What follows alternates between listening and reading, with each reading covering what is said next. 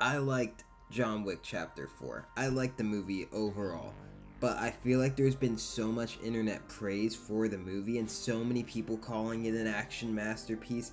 And I think it's important to talk about the negatives in movies because we can't compare these movies to the same level of quality as the greatest action movies of all time, as like a Terminator 2, Judgment Day, or Aliens, or Mad Max Fury Road. I thought John Wick Chapter 4 was really good. I'm gonna talk about spoilers for the movie, by the way. So this movie was 2 hours 49 minutes, the longest of the John Wick movies. I didn't love John Wick Chapter 2 or John Wick Chapter 3. There's a beauty in John Wick Chapter 1 where it feels grounded and in reality. It feels like there could be this like real underworld assassins, which I'm sure there's things like that in this world. And they stole his car and they killed his dog and he was gonna go after them and kill them all. These movies have gotten a little bit too fantastical, and it reminds me in ways of the Fast and Furious franchise, where they started out as street races and now they're flying. I haven't seen a Fast and Furious movie since the first one, but I hear about them flying cars in space with duct tape and shit like that. John Wick Chapter 4, they haven't gone to those levels of ridiculousness, but they have definitely veered far away from the very first film. And huge spoiler, this is the last John Wick movie. John Wick dies at the end of this movie, unless they for Hollywood's sake, this makes a bunch of money and they say, oh, now he's come back from the dead, zombie John Wick. That would honestly be pretty awesome. This is the last John Wick movie, supposedly, because he dies. It seems like these people wanted to use every action idea they ever had. And they were like, we're gonna go out with a bang and do the biggest, craziest action scenes you could ever imagine. But I think it's a bit draining and a bit exhausting. I love Keanu Reeves and I love John Wick, but I was more interested in Bill Skarsgård as Marquise, and his scenes of dialogue was some of the best scenes in the film. His scene with Lance Reddick and Ian McShane early in the movie, that was one of the best scenes of the film. Bill Skarsgård and Tracker with his dog and Donnie Yen as Kane, these guys were stealing the show. They were such interesting side characters. Whenever we had John Wick, it was largely 30-minute long action scenes. There were action scenes going on where it was a very impressive action scene, lots of craziness, lots of kills, but then I'm like, alright, it seems like it's ending, and then it goes on for another 20 minutes. They used every idea they could possibly use, and they tried to make the craziest action scenes they could, but they went on too long. The action scene with like the samurai armor in that room in the hotel when he's escaping, it goes on for so long and it gets so ridiculous. At some points I'm like, he has killed hundreds of people. How is not one of them landing a single shot on them? All these people have guns. Is this dude just like superhuman? It looks like he's dodging bullets at points. Now I know at the end of the third movie, he falls off like a 5-story building, breaks his back on and he survives. And it's so ridiculous and unrealistic.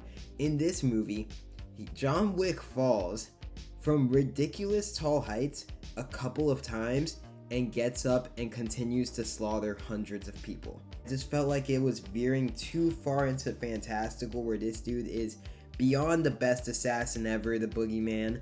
He is something otherworldly. He's like an alien. He cannot kill him.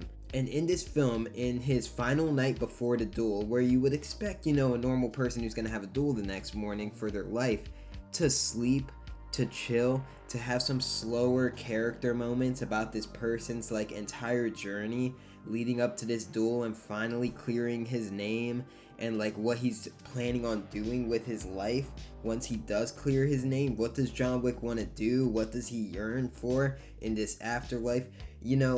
I would have loved to have seen a scene like that, but instead, his night before his big duel, he spends killing hundreds of assassins. There is thousands of assassins in this movie. It's like everybody is an underground assassin.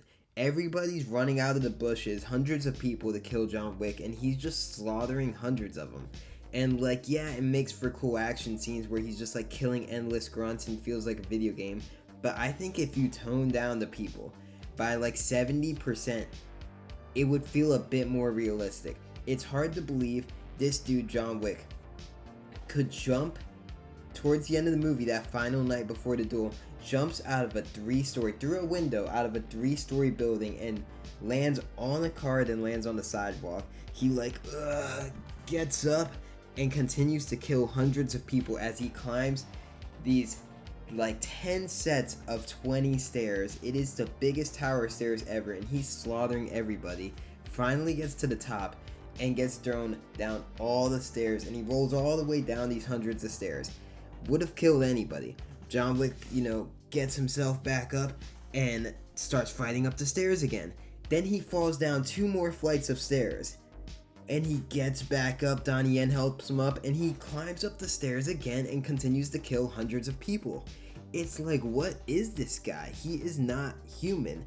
And I feel like, now I like John Wick Chapter 4 overall. Visually, I thought it was incredible.